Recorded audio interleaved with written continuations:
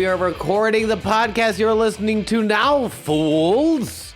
Sweaty Time Pro Wrestling on the Marshland Media Empire Conglomeration Worldwide Takeover.org system. I'm your host, Sean. And I'm your co-host, James. Nailed it. Or I'm your co-host, Sean. No. And with me is the host, James. All right, never mind. Why not? You want to know what? I've come to realize that either you need to start paying me for editing or you need to edit this damn yourself because you're the host, baby. That is true. But I'm like, I'm being forced out of my apartment, which was a conversation I was not ready to have on what's happening? microphone. Someone bought the building, so we got to get a new place. Oh, dude, move around here, baby. You got room for 3 with reasonable rent for dudes that don't have the best credit score in the history of credit scores? Well, there's places around here. I mean, we're looking, so maybe. Come on, baby. I'm gonna get out and I'll start going for walks. And every time I see a place that says for rent 3-bedroom, I'm gonna click.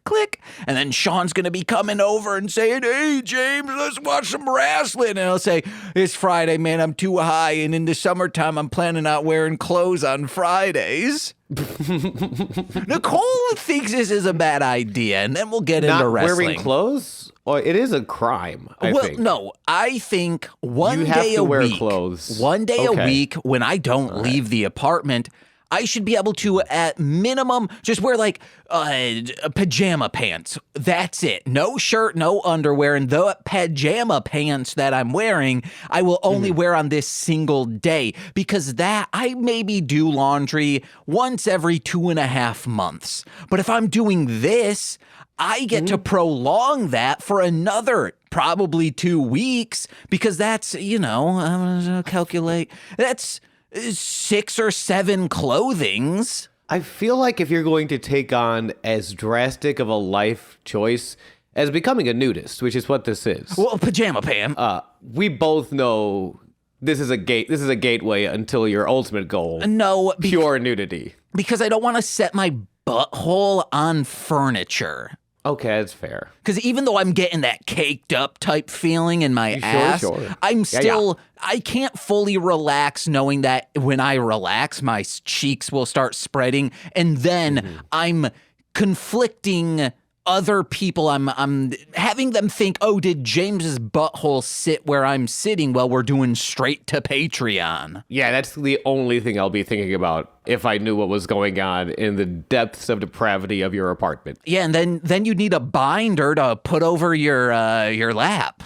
Oh, because of an erection. Yeah. Yes, true. Yes, true. But my point was, if you're going to make this decision, I don't think it should be made from a place of logistics and like, oh, well, I can do laundry this and the mathematically. This is coming from the heart, and I think you just have to be honest about that. James, want to wear less clothes, and there's nothing wrong with that. No, it's coming from I hate our laundry machine so fucking much that to the point where last time I went to Muskegon, we're allowed 2 carry-ons. One of the carry-ons was just full of dirty clothes, so I could bring it to Nicole's mom's and do it there because every single time something doesn't work, and I have not told this story anywhere on a podcast. Last time I did laundry, it was a couple weeks ago, and granted, I mean, this is not my fault. This is our building management's fault. Those bastards. I don't know if you can tell. I do not like building management right now. Can't determine why. I started up, I think, dryers. Yeah, the dryers at this point. And I get like this, like, I hear this banging and I'm like, what? Did that come from the laundry? I don't know. But I have headphones on. Was it on a trash can? No. Underneath the street lights. Big. James, I'm going to need you to think big. Big. Wait. Those are the next lyrics. Okay. I promise that's part of this song, too. All right. Because I was like, that's what you were setting me up for, was underneath the streetlights. Doug. Then Baby comes in from Doug, and she talks about the big old bigness. Okay. So I'm loading up the other dryer because, I have that much laundry. I need 2 dryers. One of them always does not dry. It's still like wet, so I have to always hang shit up to the point where I was doing laundry in the tub. I was just like, screw this. Also, they Yeah. it now will take me $8 to do laundry because they recently upped it. And it still doesn't work, so sometimes it's $10 because I have to put in another, like, just jam it all in another one, no matter how little or large my loads are. But all of a sudden, I hear the door from the basement swing open, and I look, and there's a woman there, and I, like, take off my headphones, and she goes, do you want to try not doing laundry this early in the morning? It was like 7 a.m. Wow. Did she have a binder over her pelvis? When she heard about your large load? Yes. Okay. Cool. And I say, I'm sorry. I start my day really early. I apologize. I didn't know this was causing so much racket to the people above, but that's an ICM issue. Yeah, I was saying, that's kind of crazy. I feel like you should be able to do laundry at any time of the day or night. But like, it's not vacuuming, it's laundry. Wait, is this it? So when I go back, I see this note to get my laundry. It says sorry, and it's a very nice. I was going to unload on this person on Mostly Speaking Sentai later that day, but they said it's like 2 pages. Oh, well, it's 1 page, and I think to like make it so because it bled through, and she wanted to put sorry on the back. She said, "Hello, neighbor. I am sincerely sorry for startling you or being rude. I wish I could start my days really early. I bet you are productive. Please accept my apology not true. as I was having a rough night. Have a lovely day, smiley face." I'm very productive. Thank you for powering through that letter and be like, how dare this man? Yeah. How dare this man attack me for the one thing? No, I was talking to Torty about it. You're amazing. You're very productive. We're fucking sick of it. How good at stuff you are. You're very productive. Yay. I love this woman and this note. I love this note. That's so sweet. What I should have done after this is send a strongly worded email to ICM of like, hey, I shouldn't have to be inconveniencing people to do my laundry. I mean, yeah, it all goes to the top. If we learned anything from doing 8 months of an Insane Clown Posse podcast, it's not about each other. It's about fighting the boys and the girls at the top who are shitting down our throats and making us wear pajama pants when we want to be bare ass butt naked. And speaking of which, next week, Sweaty Time Pro Wrestling will be taking a vacay because Violent J released a solo album called Bloody Sunday. Oh man, and I'm sure we will enjoy listening to it. So I was listening to it, I was stoned, and on marijuana? Yes, no, on whippets. Oh, neat. Hell yeah. I said to Nicole, I was like, man, I'm gonna hate this album and Sean's gonna love it. Oh, no.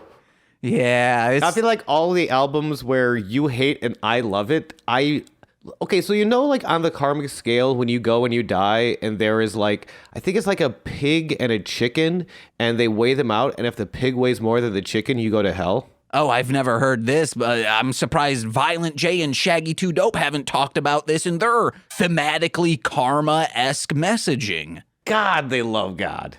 Anyway, I feel like every time I like an album that you don't like, my pig gets bigger, is what I'm trying to say. And I just get closer and closer to being an unredeemable, terrible person. Because I really thought Yo Yum Bedlam wasn't the most misogynistic thing I've ever heard. It sucks. It's up there. Yeah, but Bloody Sunday, it's got some good pussy on it. Oh, wonderful. The messaging is pretty good, but the song itself sucks so hard. It's a country song. Oh, why? I got some good pussy too, and that makes me a good pussy too. It makes me think they heard that Kid Rock song, I put your picture away, but they haven't heard it until like 5 days ago. Yeah. They're just like, oh yeah, Detroit, we can do country, let's go. It was like, this was years ago. This was a decade ago, I think. My guess is Violent J, because of his health issues, we'll speculate more on this. Let's forget about that. Pro wrestling. That's right, because next week there is no escape from good pussy, and this week there is no escape for King Cuerno and Johnny Mundo inside the temple. We're talking about episode 18, season 1 of Lucha Underground. Is it weird? So usually episodes are either very match based or very like story based. I feel like this week was like a good mix. I felt like there was a good little bit of A, a little bit of B. I thought this was just a fantastic episode. 2 thumbs up, plugs. Okay, well, you can follow me at twitch.tv. Now we can talk a little bit more about it. Love it. We get the recap of who's in Penta's mind. Evilise don't date losers. And Cuerno and Mundo fight past double count out.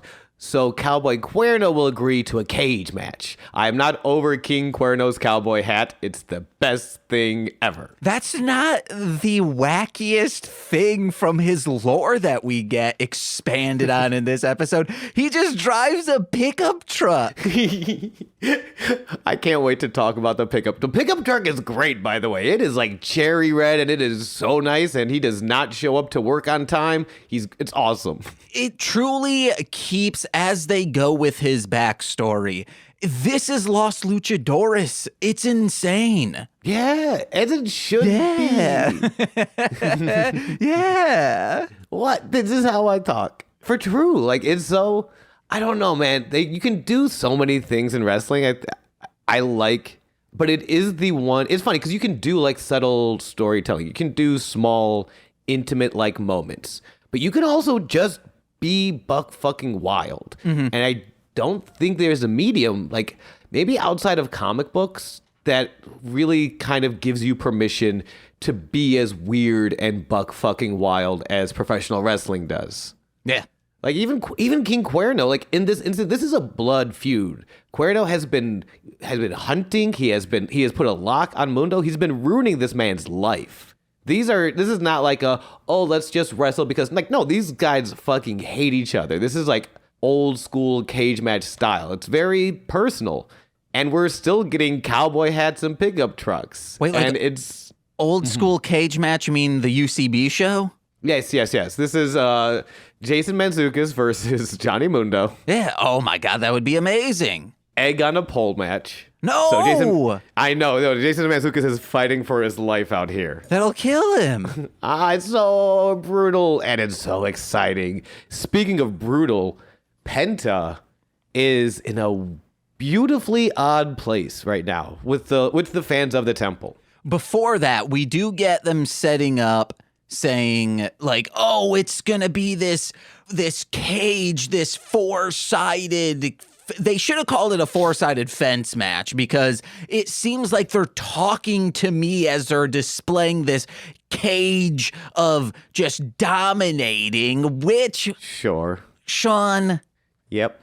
I've realized my gripe is not with dogs themselves. Okay. That's... You know what? This week because we all know how much I hate this bit. Yes, it's not a bit. I truly, truly loathe this, not a comedy bit, but a bit of information that you have created and shared with the universe. I hate it. Okay. But it sounds like you've made progress, that It's not about the hatred. I am coming this week with an open mind and an open heart, and I am proud of you and your growth. So, James, thank you. And I appreciate you. I am sorry to interrupt. And I realize this because I'm going to go pick up Nicole, and on my way back... Loving Nicole. Funniest part of this podcast. I pick her up at the local bus stop at nighttime so she doesn't get, murdered, kidnapped, in that order. Okay, good shit.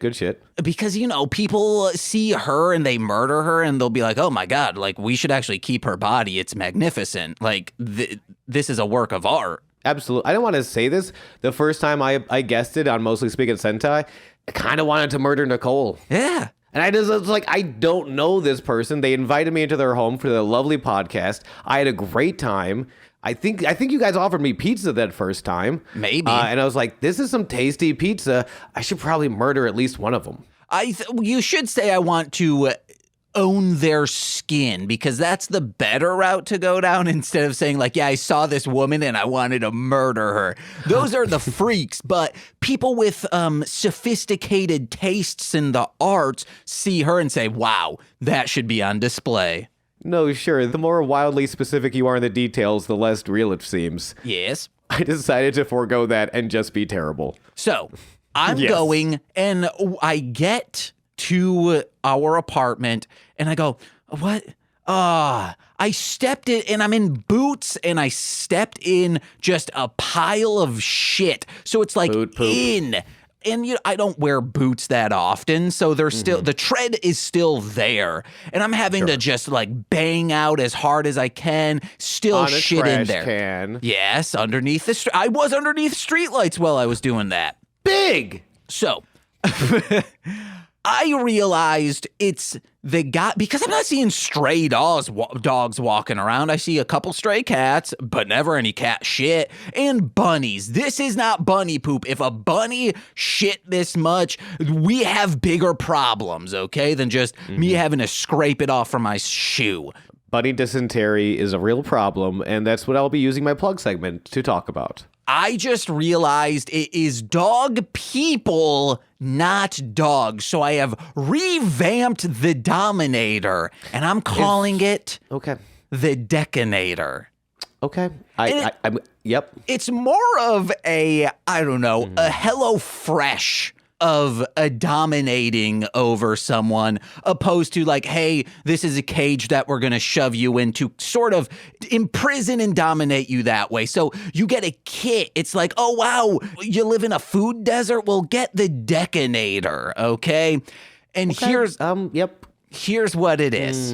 This included in the Deconator. Oh, you have notes. Yes. Wonderful. I'm supporting this segment. You get about maybe 100 meters of plastic wrap, smelling salts, a hunter's knife, and a syringe full of sleepy sauce. So you can be exactly, and I don't know how we'll do this, maybe on a recording. We need a dark passenger to kind of ramp you up like, oh, I can record it right now.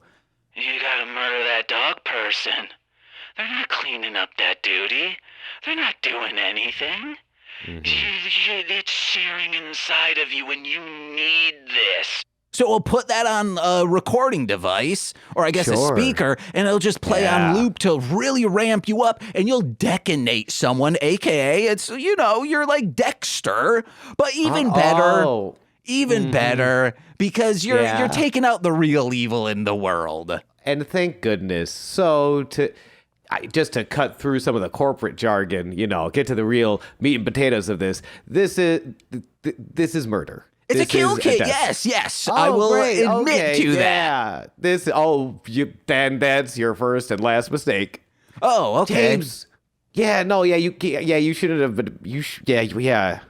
I understand it's a kill kit. Great, good invention. I do not sign off on this, but I support you in whatever way I can, legally distinct. Well, here's how you can support me. I know this will probably break bad for me. I won't be like sentenced to death, mainly because, Illinois and whatnot.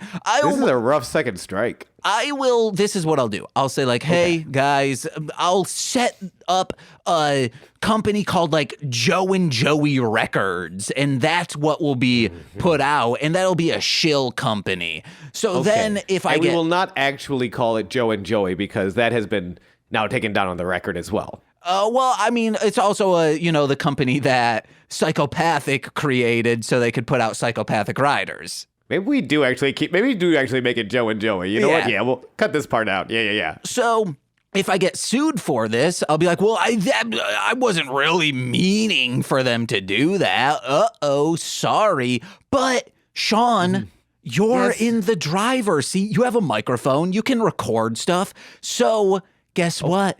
You do a true crime podcast about this whole entire venture, and then you're sitting pretty for the rest of your life. Has Has the end game for this entire process be to set me up with a true crime podcast? Absolutely. Finally have a podcast on this network that people want to listen to? Yeah. Because hey, this will not be a Marshland Media. The Deconator will not be Marshland Media. So No, it's Joe and Joey. yeah, the company of Marshland Media will still thrive while I'm in pauper's prison. I'm like surprisingly touched actually by all this now. Yeah. And wow, thanks. Because now James. I have recorded clips that you can use within that podcast. Usually people don't have that. It's like, oh, we have to, after the fact, get recordings of them in jail. But no, you have straight from the source. You already know where it's at. The Sweaty Time Pro Wrestling. But, if you pull that, even with that in mind, this podcast will still get less plays than this movie's gay. Oh, absolutely. yeah, don't worry about that. What we should worry about is Penta versus Argenis, our first match of the night. Jumping back to what I was saying before, Penta is getting, he comes out to the big, huge Cero Miedo chants. Penta is getting super over as a babyface, despite being, pretty much a Deconator in and of himself. Dude's kind of a murderer, yeah. Deconator for the right arm. Yeah, just to remind everyone, Penta has been wrestling a lot of lower tier guys, and they clear it up on commentary. He is sending them to the hospital, and this company does not have health insurance. I see, and that was going to stop billing this man. This is why they'll get lawsuits. But everyone, it's so he's arguably that's bad guy behavior. People fucking love it. People are ecstatic for this violent man. And Vampiro clarifies for us. He's saying it's not just a master, he is saying. It feels from his verbiage, it's more so an entity that he has. I believe that's Vampiro who says this. It is Vampiro who clarifies Amo, who Penta addresses Amo every time he's dedicating anything to this master entity. Which maybe King Gordy is who he's praying to, the entity. Oh, geez, I hope so. Or mine is Bloodwing Entity, a flying creature for one regular mana, one blue and one red, who has prowess and is like a 1/3, which is pretty good and limited, but probably don't want to put him in any of your EDH decks. Or a little company called The Asylum's answer to Paranormal Activity. They did Paranormal Entity. Very good movie. Check that out. Yeah, I would like to keep going on in this bit, but we're already at 30 minutes almost. Maybe more like 20. But he's finally wrestling someone with a little bit more of an edge, a little bit more of a competitor. Someone we've seen for a couple weeks now, Argenis. And Argenis is kicking Penta's ass through a lot of this match. Literally the first thing is Penta tries to roll through, but he ends up presenting himself, and Argenis just kicks him in the butt with his foot. And it's kind of, it's all Argenis early on. The huge Acai moonsault, top rope Frankensteiner. And it just moves. I think I counted it off. It's not until this is about halfway through the match. It's a short match. It's about 5 minutes. But it takes about halfway through that match that Penta gets his first anything on Argenis, which is that low drop kick cutting off a mid back handspring. So it's the back handspring, he goes on his hands, and then he does a flare, and cheerleaders love back handsprings. Argenis is doing a back handspring, and then Penta just comes in with his feet and fucking kick him in the face real hard. And it's the first thing, again, halfway through the match, the first thing Penta does. Halfway through the match, that means he takes Quaaludes and has sex with a dog. James. Hugh Hefner style, dude. Wait. Did Hefner have sex with a dog? Is that for true? Haven't we talked about this on the show? No. I think it was on Sweaty Time. It came out in one of these Playboy documentaries that Playmates and Bunnies are being interviewed for. One of them said that he, in quotes, I believe I might be paraphrasing, she might be paraphrasing, and again, allegedly we should include. Sure. That he said something like dogs gotta get off too, something of those. Yo, nope. Yo, what? I'll No. find the direct What? quote. Yeah. Oh, well, damn. I can't say anything about the Dominator ever again. Because at least you're not Hugh. Jesus Christ. See, in All the right, getting Deconator, this podcast. clearly Hugh Hefner is a dog person, and that's who I'm taking out with the Deconator. Getting this podcast back on track. Iron Man AC Green, retired NBA player, urges Arhennis to get back up, and Josh Barnett approves. So we got a few celebrities in the crowd, people kind of excited. Like, and it's not, I think there's, I mean, it's a studio audience, so there's probably a mix of like studio regulars, but the way they cut to the audience, it's a pretty packed crowd. Like, and a very hot crowd, small but dedicated. And as soon as like he hits that low drop kick, you see the shift in styles. Arhennis, a beautiful technico, very fast, very agile. Penta is just mean. He slows the tempo down to his favor with the chops and military press slam into the turnbuckle.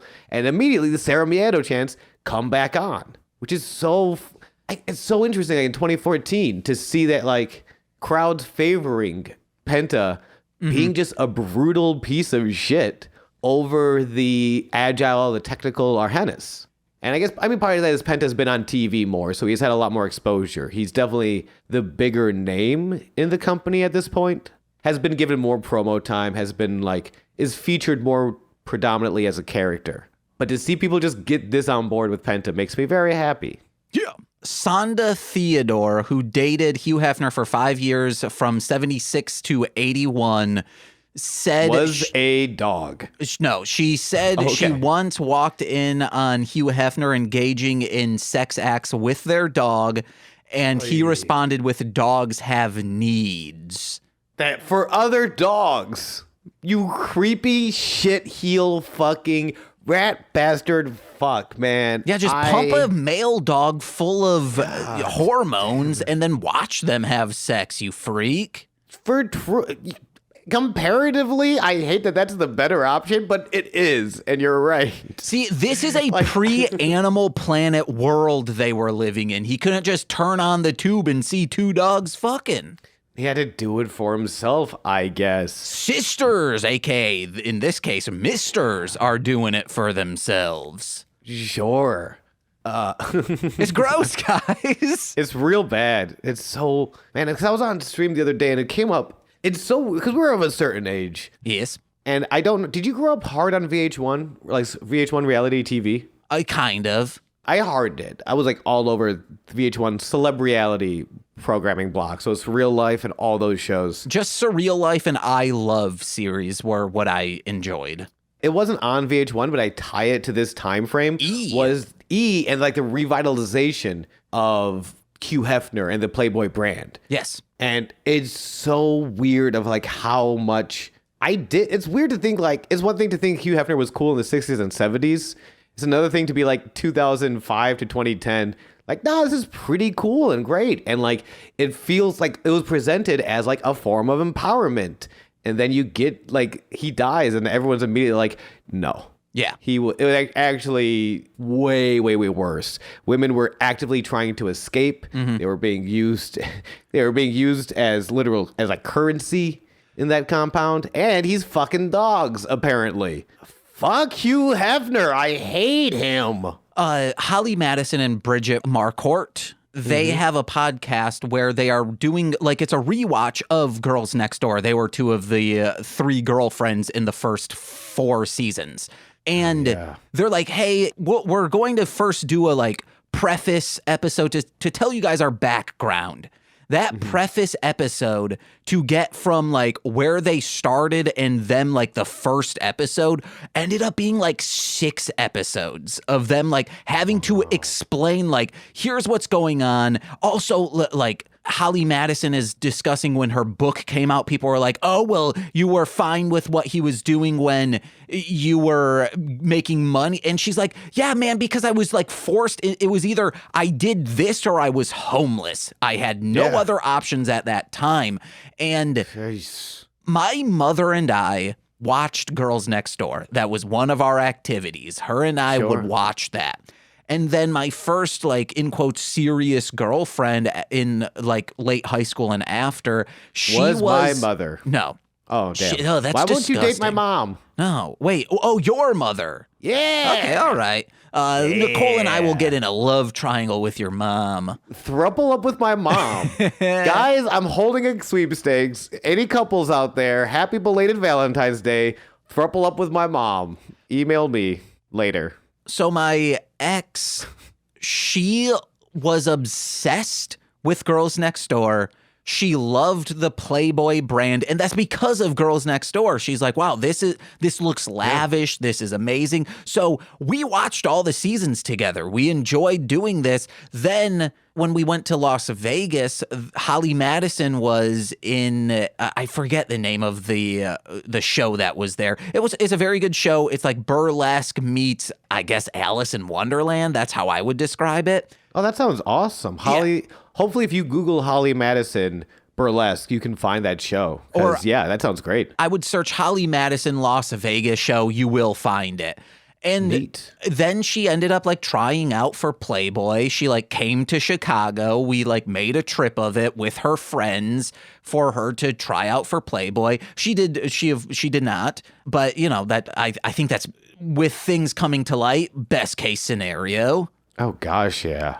Like it's so weird. Like talking about like how you kind of mentioned, like she was a fan of the brand, and because it was for a short time, but it was so oversaturated that like this brand coming back and be like, if you weren't, I would say, a teenager in those like mid-aughts, you might have missed that because it wasn't for very long, but it became honestly what I imagine it was when this brand first came out, where it wasn't just about doing porn. Like it was a big deal. Mm-hmm. Like that's the thing. Like when you would pose on Playboy, it wasn't porn. It was, you know, beautiful. It was artistic. It was higher class than just your average smut. It was also like counterculture, punk rock, whatever you want to call it, because Hugh Hefner, at least like, once you get power, like that will corrupt you. Like that's what happened to this man. And, you know, Quaaludes were a huge thing. He did Quaaludes, and that will also make you a disgusting person if you're the most powerful man in pornography, and also like you're shown in a light that like, hey, you're cool. But like he did good things for literature and for the arts, because people who were getting red listed or blacklisted, whatever you want to call it, he would publish their stories and serialize them. A lot of things. But it's so, because we didn't grow up with that Playboy. Mm-hmm. We grew up with the revitalized 2010s, 2000s Playboy. And so we didn't like, yes, there was some punk rock and whatever you can say about his past work, but the brand that became a big deal to us was absolute, I feel like at that point, predatory garbage trash. Yes, trash, I will say yes. And this is how I will explain that it's trash. Mm-hmm. This is how I predatory, because we also can't like, the predatory is the biggest problem. But I don't think like that was focused on. I think if you look at in the 70s Playboy, you think of, hey, it's these centerfolds that you're not seeing like open vagina opposed to, and there's no penetration. There's only hints of a man in these centerfolds, meaning like, oh, it's like lipstick or like a cigar. Oh, it's in the background. There was a man here. I know all of this because I watched 6 or so seasons of Girls Next Door. Sure, the psychology behind Playboy. But when this revitalization, I will sum up as a 16-year-old who just went to a tanning salon. You know she was there because she had like you get like these stickers to show like how pale you were before, just a little bit, like a sticker of the Playboy bunny sign on this high schooler that is like I kind of branded into you. Mm-hmm. And they probably have a belly button piercing that has a Playboy bunny in the ring. Culturally, yes. And what we're learning now is that, I can't think of a great example. You know what, maybe actually Joe and Joe might work, or some of the Psychopathic, as a record label that presents itself as pro-indie and pro-punk. I was speaking specifically in the 2000s, but in actuality is taking advantage of people and is highly, highly, highly predatory. And toxic. Toxic as all hell. Man. All right. There is no good transition back into this. Well, you know what? No, Penta's being toxic as hell. He's still better than Hugh Hefner, but he is being toxic as hell when he hits his package pile driver to set up the sacrifice arm bar for the submission win, 5 minutes and 3 seconds, but still breaks the arm after the bell. Damn! Which the win should be null and void. I mean, yeah, but it's up to referee's discretion. Speaking of, Vampiro and Matt Stryker are like, what's this the referee's name? Rick Knox. This is Rick Knox. Okay. They're like, what's up with his arm? Like, it's constantly injured. It really is. His hand was broken the first day, and I think it's still like healing or whatever. I don't know. Rick Knox is cool though. He used to do a segment on Being the Elite where just like you'll be backstage at catering, and if you miss, you throw out your trash, but you accidentally litter. It's like, hey, pick that up. No, I don't want to pick it up. 1, 2, 3, and they have to pick it up before he counts to 10. Like just doing ref stuff in day-to-day life. Rick Knox is pretty cool. Hell yeah. Speaking of throwing, Pentagon throws Arhenis. That's who he's fighting, right? Yes. We got so way off track on Hugh Hefner that I forgot. Ooh, a little bit. He throws him like head down, feet up, and he just like skirts on the mat on his head and lands on it. It looked like it hurt, and this man shouldn't have been able to stand up afterwards. Yeah. It surprised me to see it in 2014, though it shouldn't, because I unfortunately was not around for like Ring of Honor, CZW, a lot of these like good early 2000s indies. I was stuck with a really bad version of the WWE at the time. But there was this like movement towards violence you see with guys like Samoa Joe, you know, hardcore death matches with like Zandig and Necro Butcher and CZW. So like there is in the States this like really an evolution from the Attitude Era because of like the Stone. Yeah, I like Stone Cold because he beats the shit out of people and he don't give a fuck. And, you know, WWE didn't have a real Stone Cold type after that. Really wouldn't get something like that until CM Punk. And even then, he's kind of a smaller guy, so he has to be a little bit more of a technico. So to see Penta beat the shit out of people and not give a fuck is like, it's pretty fresh in 2014. Hell, it's fresh now. People love seeing people get the shit kicked out of them as long as you don't give a fuck. Yeah. And then my last note on this was Vampiro says there are a couple prima donnas here at Lucha Underground. And I'm like, who? Tell us, man. Give us the details. Which, hey, we're looking into things. You know, it could be that piece of shit that we don't like. Oh, I just realized why I like this episode so much. He's nowhere near it. Yeah. He doesn't, not even mentioned on this episode. 10 out of 10. We come back to the locker room. Fenix pulls up. It's Alberto, if you're wondering. Yeah. I realize we don't have to be coy. It's Alberto. Fuck that guy. In the locker room, Fenix is pulling up his kick pads when Katrina appears. Because that's what she does. She doesn't walk into rooms. She appears. She also vanishes. She's a demon, dude. Also, maybe she's a magician. Zatanna from the DC is not a demon. I don't actually know. Also, we find out later, and we've seen this before. I don't know why I haven't brought this up. She looks the same as the day her and Mill met. Yeah, because she has great creamer and my God. lotion. This is also, James, have we talked about the Twitter movement of like independent artists of Fenix is a cat? No. No, wait, yes, you have. Okay, yeah. I just want to bring it up because I feel like we get a lot of Fenix face, a lot of his like facial reactions in this segment. And if you're a fan of Fenix is a cat, this is the segment for you. Because as soon as she walks in, he has this "please let me have some alone time" face. And then she goes on to say, "You may be a man of 1,000 lives, but Mill won't stop until he has taken all of them." And that's kind of when he it's still a very intense face, but he goes away from the "I just need my space" to be like, that's true.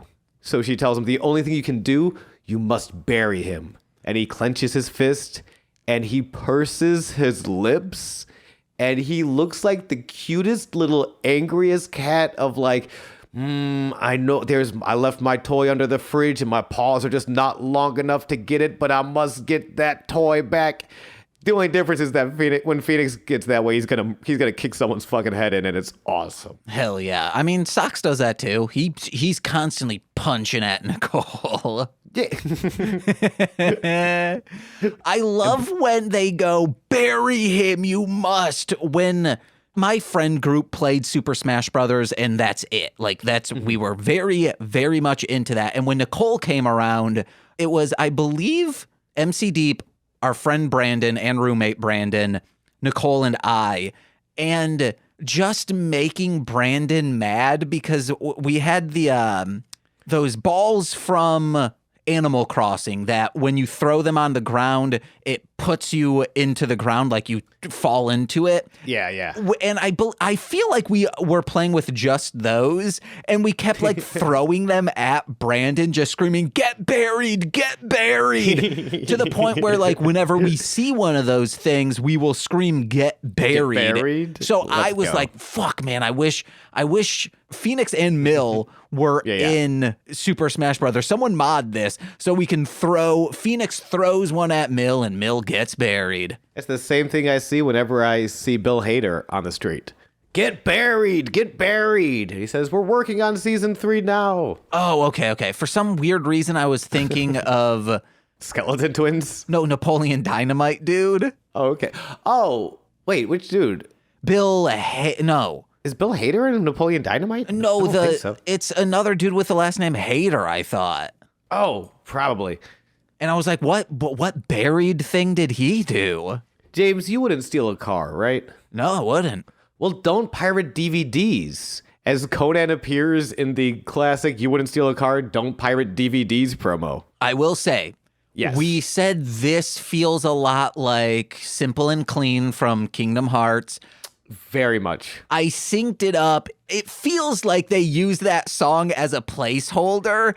And then they're like, well, there's no way Square Enix will let us have this. And they did not. They did not. But it needed some reworking, and I just did not have the time to finish it. If someone wants to do it, it fits perfectly, guys. Yeah. And honestly, we had this segment, 2 weeks ago now, because I missed last week. It's similar. I think this one's even better. This is kind of crazy.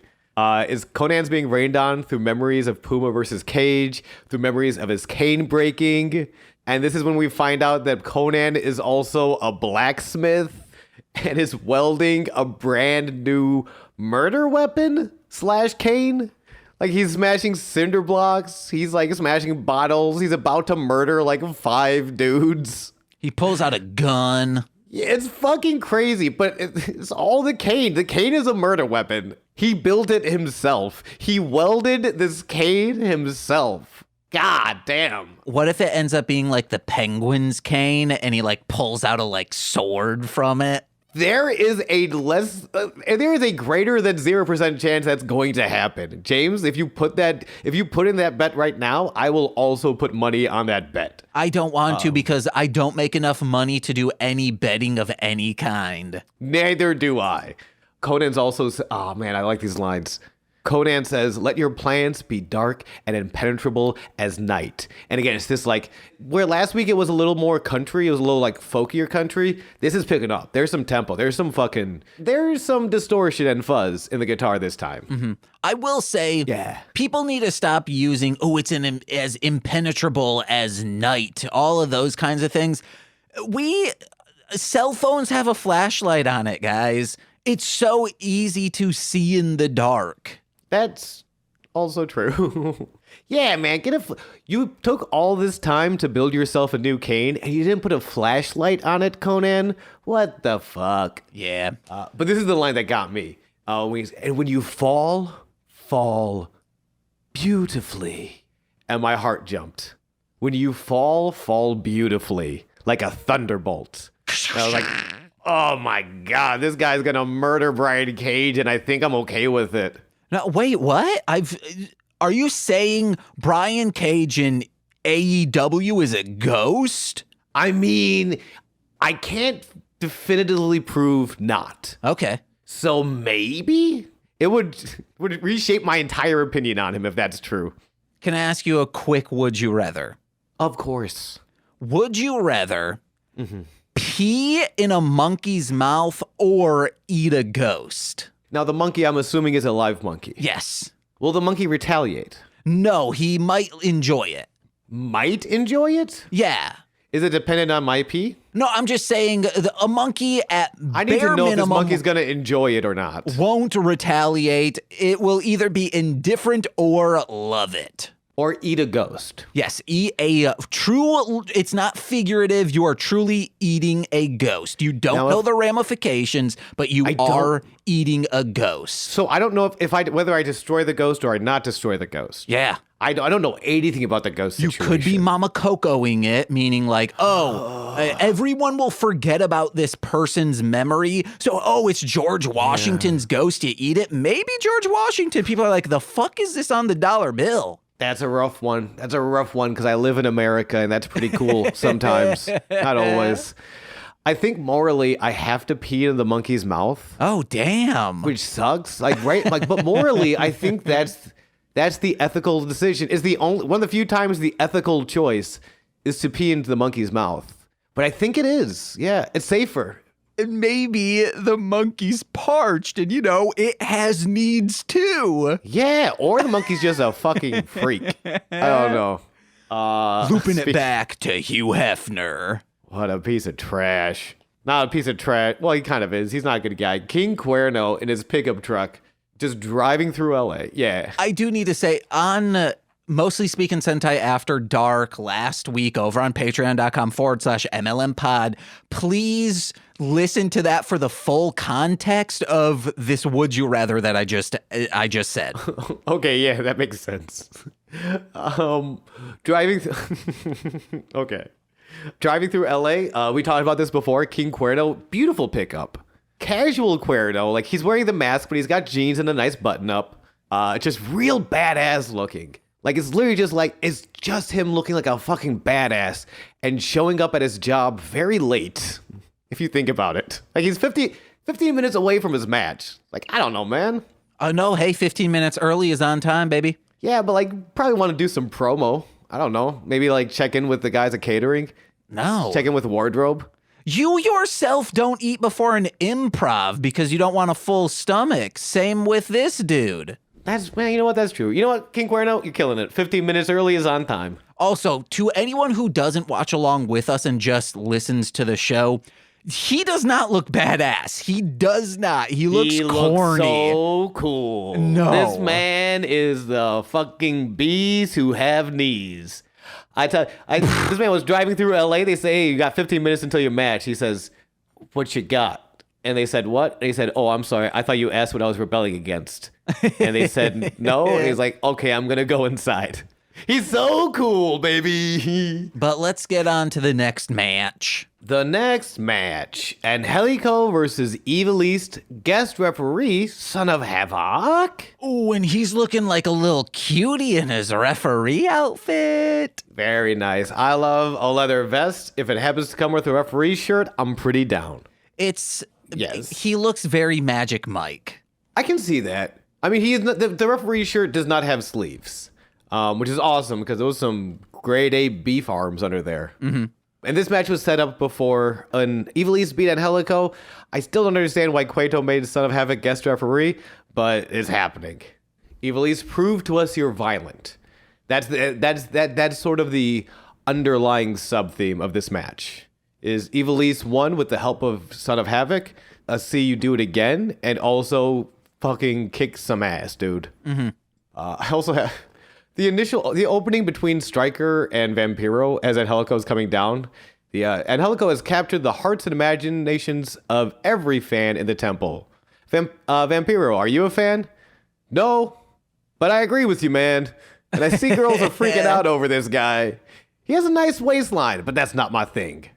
Thank you, Vampiro, for the grade A analysis of this man's waistline. And then Stryker, he says it every single time he's like, hey, we don't need to, we're not going to pound you over the head about women's lib. Just watch the match and you'll see that women are on the same level as men. You are pounding it over our heads because you say it every single time there's a co-ed inter match. Which, it's funny, I think, I don't know if this is fair. Not what you're saying is very fair. What I'm about to say. I think the Dominator is a great idea. I'm kidding. Yes, we can clip that, guys. What I'm not sure if is fair is that, well, I agree, and it's funny, as an outsider, absolutely. Because as someone who doesn't watch aggressively too much wrestling and is not inundated by some of the rules professional wrestling in America has set over the past 50, 60 years. You're watching from the outside, of course not. Uma Thurman in Kill Bill we don't need that beat over our head that she can murder dudes. She's a great fighter who can murder dudes, and we accept that because we're watching the movie. With how deep, especially misogyny in wrestling, and particularly the hottest wrestling has ever been, the most wrestling has ever sold, the most eyes that were on the product was really not pro women at all. Yeah. It was even Alundra Blaze, that was kind of after her time. All we really had as far as women who were wrestlers first, characters second, was Lita. And then eventually people who would get there, people who would eventually they would start presenting as serious competitors like Trish Stratus, or people who were also, and it's not to say you have to be a serious wrestler to be a woman in wrestling. I mean, Stacy Keibler, Dawn Marie, some amazing valets who were great at told the story of valeting and managing so well. But there is almost this need to break that down and beat that over the head for long-time wrestling fans. Yeah. And I don't know if he needs to do that or if he just feels like he needs to do that because he himself is a long-time wrestling fan and has been in the business for a number of years. It could also be hey, every episode is someone's first episode, and with that, I guess, you might need, but don't put, we don't need to beat it over your head. Just say, hey, and for anyone out there who might not see it this way, women are on the same level as men, and that's what we do here in Lucha Underground. Just don't frame it as, if you're afraid of framing it as, women's lib. Just say, this is what wrestling is everywhere else. America, the United States, that's the shitty shit. We are bringing it how it should be brought and how it is brought everywhere else. Yeah, well, and it should be a soundbite. It should be no longer than a soundbite. And the more you add on clauses and sort of justifications, the lesser the power of the soundbite is. Oh, okay. So this is the greatest soundbite in all of rock and roll. Are there too many? Is it too long, Sean? You wanted the best. You got the best. The greatest rock and roll band in all the world. Kiss. Why is the Kiss catchphrase being yelled at me? Because I've watched Detroit Rock City many times, and that's how I know it. Appreciate that. Not from any of their live albums. Oh man, they're pretty cool. I don't like how the old rock is mixed, so no thank you. It's as if they didn't know there was a low end. Which it was the 70s. They very well might not have. Okay, well, Motown, that had a low end. Oh, I'm sorry. They were in the 70s and were stupid people. Yeah. So they might not have known.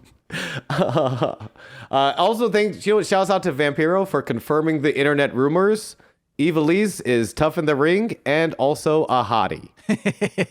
Let the message boards know. As another example, kind of like Penta. Son of Havoc getting naturally over with the audience. Mm-hmm. At this point has been nothing but a heel, kind of like Penta. But even unlike Penta, has not had, at least Penta's being booked as this, powerful, strong-looking, badass dude. Son of Havoc's character, he's kind of a worm in a lot of ways, but, amazing offense. I think a lot of it is how much he's selling this match. I want to talk about his face for a little bit in this match because it's beautiful. He's got a good face in this match, but also just has like great moves. So, like a mix of his in-ring work and him just playing his part well is really getting people on board. Speaking of worms, I got 2 on my pelvis. Are those your cum gutters? Yeah. Nice. Are we calling them worms now? Yeah, I thought we brought that. Okay. Nicole's been hating that I'm referring to them as worms. Not gonna lie, I think I agree with Nicole. This is a match. It's a very similar story as to the last one. Angelico does not want to strike a woman.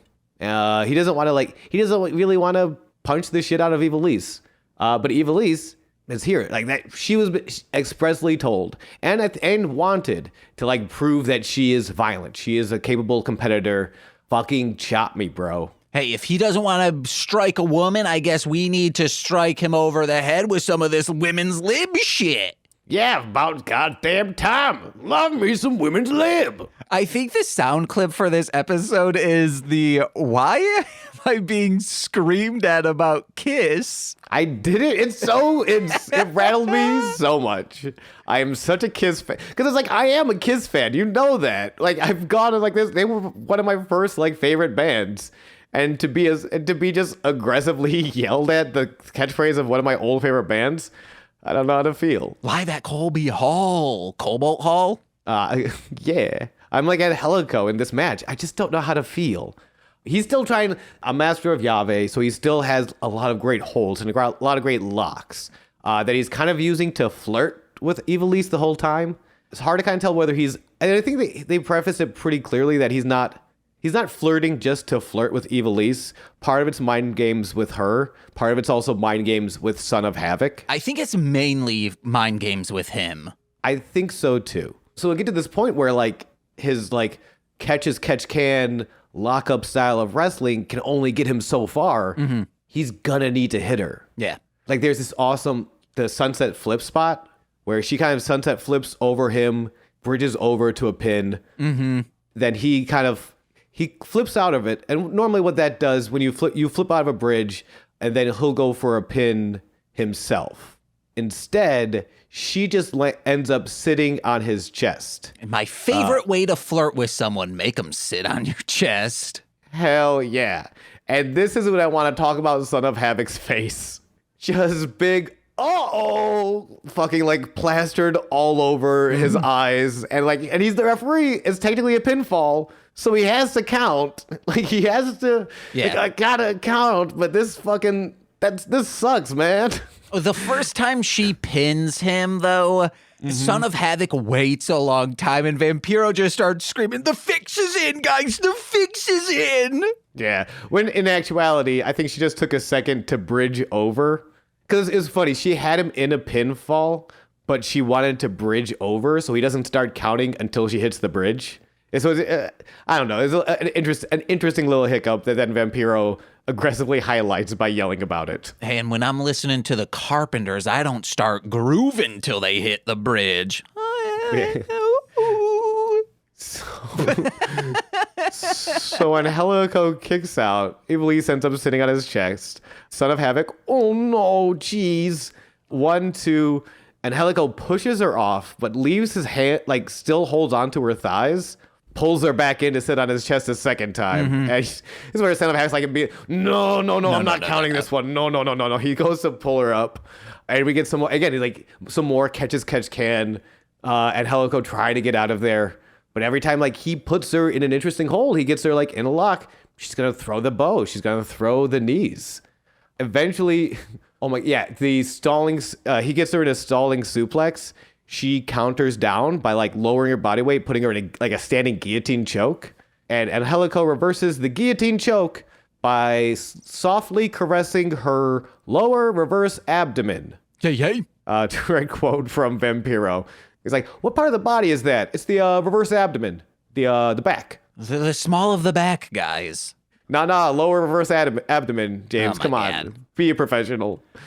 Eventually, we'll get to the end. Ivelisse throws a knee strike, and throughout the match, Son of Havoc is clearly helping Ivelisse. Yeah. He gets in the way. He gets in the way of certain strikes. He helps pull her down from Angelico's crucifix finisher.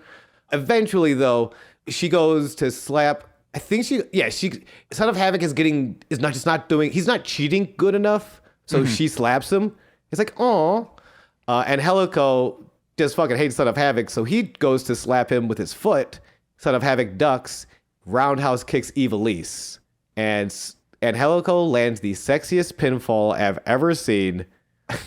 I think Matt Striker puts it best. Fast count, get off my girlfriend. He gets the 3 and 6. He gets the 3 count at 6 minutes 13 seconds. We don't need to go into a huge discussion about this because we kind of already did with the women's liberation stuff. This is a perfect example of seeing the old guard of wrestling fans starting to phase out, because there's a moment midway through this that the audience for the most part silent, then a small minority starts screaming, hit that bitch, and then you hear someone loudly shush them, and then they're like, oh, okay, and then it's back to being silent of people like wanting to see this match. And like, this is amazing. I love the story that's going on. It's great wrestling. There's showmanship within it. And then these people that are like, yeah, hit that bitch. And they're like, shut up. Just get out of here. We're trying to focus on something. It's not, there will be shows, there'll be events where like that, like shitty ass old guard creeps in, but it is very nice. Especially when you hear GCW, which is a super indie. They're awesome, and all accounts, all of their shows, they travel, and all their shows, they have such a great fan base of basically being that shush, that like, which is so cool because they are an independent. They are, they got a large focus in death matches and hardcore matches, and it's the thing I know we've said, I've gone into before. It's always the nicest person in the locker room is always the dude covered in thumbtacks with like barbed wires still trapped around his barbed wire tattoo, ironically enough, but are kind and like very much, not shitty. It's so cool to see. Which is probably because any shittiness they have in their heart is being bled out. Like, that's why they're doing this. There's something that they need to get out, and it's getting out properly, consensually. It's a hell of a release valve, and there's something so beautiful. It's one of the reasons, like, man, if you don't get out there enough, it's worth it to go out there enough, because you meet so many people, going from town to town, city to city, and wrestle. Like, if you're not on a contract, you're like an independent wrestler. You wrestle so many different people. You get a better worldview because you meet more people. Well, it's a beautiful thing. Meet people. Expand your worldview. It's good. Yeah, get really high and then end up at an improv show. We don't have time to discuss that. No, we got to go into the bathroom with Mil Muertes, who is adjusting his mask in the mirror when Katarina's disembodied voice comes through. Then she does, caressing his upper reverse chest, his back. She tells him, "You were a scared child alone in the dark the day that death came to visit. Do you remember that day? I do. It was the day we first met, but all things must come to an end. Pascual Mendoza. Next week, I will have Fenix send you back to the darkness where you came from in a match that will have grave consequences. He will put you in a coffin and close the lid, and you..." I stopped writing. We'll be scared. I kept writing. "We'll be scared, boy, in dark once again. Death is coming for you, Mil Muertes, 1,000 of them." Yay. Mil turns around, Katarina is gone, but the stone and the handkerchief is there, and he freaks the fuck out. I feel like he could handle, he was ready to handle Katarina, he was not ready to look at The Rock. Yeah, because that signifies Dwayne The Rock Johnson. Yes, and this man is not ready for the XFL. Clearly. Send him back to the minor leagues, aka the NFL. No, guys, real quick, watch Young Rock. It's very funny. Is it like funny because it's good, or is it funny? It's funny and it's good. Oh, okay. I know everything I see about it is just like, that's weird and that doesn't look like Stone Cold at all or whatever. I haven't gotten into the Stone Cold. We're still in season 1. He hasn't gotten to wrestling yet. Let us know when he gets into wrestling, I guess. I don't know. It's very good, guys, because it's also like an absurdist take on his life. Like, it's not a like one-for-one retelling. Yeah, like I mean, the big thing is eventually they get to Shawn Michaels, and it is not like they don't even call him Shawn Michaels. It's I forget what they call him, Blake Frost or something. And it's like I guess Rock's about to just shit on Shawn Michaels so hard that they don't want to actually call him Shawn Michaels. All right, whatever. Heartbreak Kid for life, baby. Brett screwed Brett. We get to our main event. And I guess because we're running short on time, so we won't get too detail specific. I also only have a few notes, but this is a fantastic match. This is, yes. Please go out of your way to watch this match. It's fucking beautiful. And it's so interesting. These are two high flyer guys. King Cuerno, a little more direct, I think, stylistically. But in general, especially Johnny, very high flying styles. And to see them both kind of, again, we talked about before, this is very personal. This is King Cuerno wants to make his name off Johnny Mundo. Johnny Mundo has been fighting for his life for weeks now. And they put them in a cage. And like, that's kind of the old school ideology behind cages, if I may, real quick. Are you familiar with the adage, like, when do you sing in a musical? When you're emotional. So the old idea, and it's the same kind of thing we were taught in stage combat. When does a song come in a musical?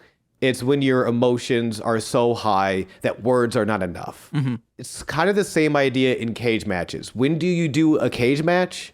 When the emotions are so high that a wrestling match is not enough. Okay, well, you didn't specify cage matches. You said the old adage of cages, and I thought you were going to go in and say, cages, like at a schoolyard, they're to keep the predators out and the children in, which is something Stryker says, and I'm like, why?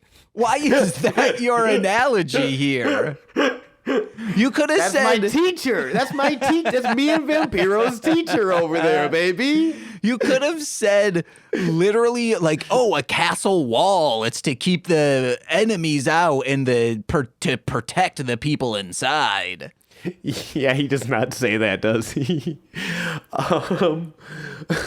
He also says, which we last episode discussed, hunting cultures. Like, I'm from Western Michigan, hunting is huge there. Mm-hmm. Stryker says there's almost something calculating, macabre about a man who hunts. And I'm like, no, absolutely not. But if you say that, say the same thing about a truffle pig. I mean, there is definitely, based on all the hunters I've known from Western New York, there is something more calculating and more macabre about a truffle pig than I'm going to pour piss on my boots and the deer ain't even going to smell me coming. Yeah. Yeah. I am more intimidated by the truffle pig than my Uncle Larry. Speaking of piss, I forget who screams it or why, but someone screams pea blood, King Cuerno. Oh, yeah, no, don't you worry.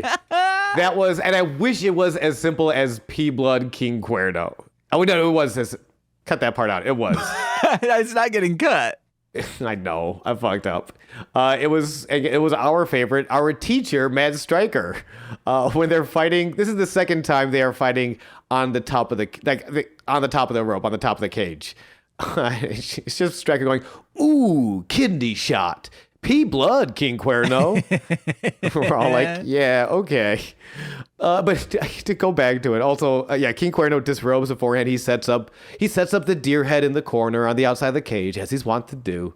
But so they have these very high flying styles and they don't throw their styles out. It's so, I found it so fascinating to watch how they worked their flashier styles in while also acknowledging this is not the moment to be flashy. Yeah. I need to just beat the shit out of this dude or he's going to kill me. Like Johnny Mundo does start hitting his parkour flips, but as a means of like, I just beat the shit out of this dude. I got to do more damage. It's such a beautiful fucking cage match. I guess we'll just jump to the end. Oh, that's yeah. All right. Yeah. That's my last note is just beautiful finish because of how it's set up. You explain it. You know the moves, names, and whatnot. Sure. So the second time, they're on the top rope in the corner of the cage. There are different ways to win cage matches. This is pinfall, submission, or escape. If any of those criteria are met, you win the match. Yeah. Escape being escape the cage. They're on the top rope. They're fighting. and they're just kicking the shit out of each other. I don't know if I've seen this spot before, but I guess just to backtrack, because I do want to talk about their punching and kicking to the point where on the top of the cage, to the point where they both collapse from the top all the way to the mat. And that's how intense this is, where I'm going to punch you until I don't have air in my lungs left, and I collapse from the top rope to the mat. There was also King Cuerno was almost over the fence midway through, but Johnny holds him by... got his legs over the cage. But Johnny holds him by the mask, and instead of allowing the mask to be pulled off, he says, fuck it, that's a bigger loss than losing this match right now, and goes back over, but back to the end. It is a death, yes. This is the second time. They're on the top again. They are punching and kicking for their lives. They remembered what happened last time they were up here. It is do or die. Johnny gets the advantage. He starts bouncing Cuerno's head off the top of the cage before peeling him back and making him flip out to the bottom of the mat again. So it's just Johnny on the top of the cage. He goes to climb out. He turns around, and the crowd's kind of like, no, that's not... Escape is... You can win by escape, or you could murder this man. Johnny says, I'm going to murder this man. He perches in the corner on the top of the cage above the deer head. And we get this shot from below the deer head looking up at the crouched, coiled like a serpent Johnny Mundo before he flies off the top of the cage. A Fenix splash for the pinfall. 1, 2, 3. 13 minutes, 41 seconds. Oh, it was so good. And I need to, this is Johnny Mundo related. I was watching Sharknado 5 on Friday. I am so interested in seeing how this is Johnny Mundo related. This movie is probably it's one of the best out of the 6. We have not seen the 6th one yet. But they go to, I forget what, like a different country, and all of a sudden, who's in this bar? Johnny Mundo! Johnny Mundo, fucker is punching and wrestling sharks out of the sky. Everyone watch that scene. I love this man so much. I would watch this man. There are very few animals I would not watch Johnny Mundo punch out of the sky or the sea. And even after the match, so normally we've had something, we cut back to the back, there's some story progression. This match does not do that, and I thought that was actually beautiful. Match goes off the air with Johnny sitting on the top of the cage, pumping his fist to the crowd's lucha chants. In a way, either he's the greatest actor of all time, or there was such a sincere look of pride in this match. I don't know. I was very moved. By that picture, by that shot of him over the deer head, about getting ready to hit the splash, but also just watching him chant, pump his fist along in this way that's I don't think it's not necessarily that he regrets his time with the WWE or anything like that, but that this is something he might not have gotten to do there. And it was 13 minutes, 41 seconds. Again, I can't recommend enough to go out of your way. If you're in just the purest example of what is a cage match, what does it mean to do a cage match in the story of professional wrestling? In the greater scheme of the story, where does a cage match fit in? This match is a textbook example of that. And the way these men adjust their styles to wrestle in the cage, so fucking good, man. I don't know. Johnny Mundo, King Cuerno, fucking let's go. Yay. And that is this week in Sweaty Time and Lucha Underground. Oh, baby. And and if you're interested in seeing more of our bullshit, baby, you can find me over at twitch.tv/GooseVK. And I will help, we'll probably talk more about cartoon crushes.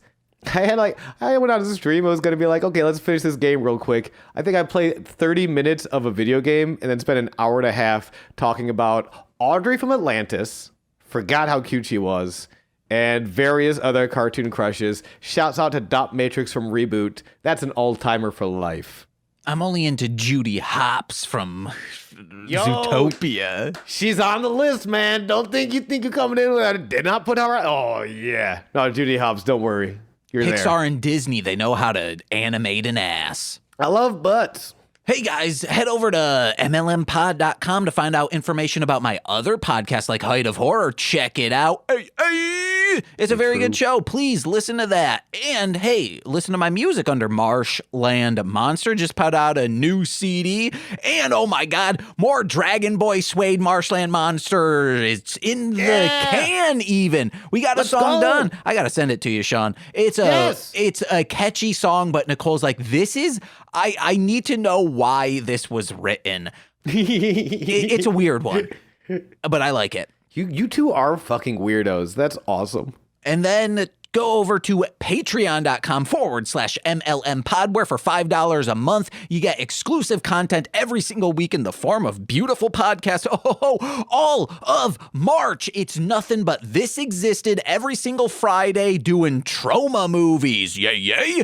And if you're a $10 patron, you get all of that content plus exclusive monthly content in the form of straight to Patreon. And you better believe it, next month, we're also doing Nicole's favorite trauma movie, The Evolved Part 1. And it's going to be a fun time. You also get names read on every single free feed podcast. So let's begin with those, starting with Steve F. P-Blood, King Cuerno. Eric Berry of Ranger Command Power Hour. P-Blood, King Cuerno. Alex Z, The Waz. P-Blood, King Cuerno. Orion, he's a rapper, Defo, D-F-O. P-Blood, King Cuerno. Kayla, AK 2 Grapes. 2P, 2 Blood, King 2 Cuerno. Jordan B, the Chaos Witch. P-Blood, Chaos Cuerno. My Bickle, brother in common law, Joshua Jakis. P-Blood, King Cuerno. Steve Barnes of Sweet Child of Time. We're back, baby. Go listen to that podcast. P-Blood, Steve Barnes. My mother, the womb in which I emerged. I hope she never pees blood. Oh, you want to know what? She was probably shooting out blood when I emerged. Nice. Lil Corey's BFF and roommate Shane. P-Blood, King Cuerno. That fed. P-Blood, that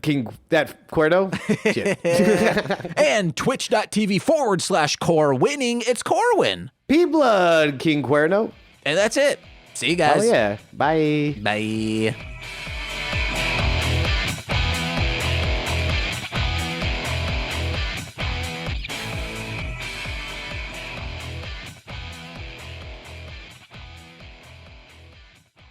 Oh,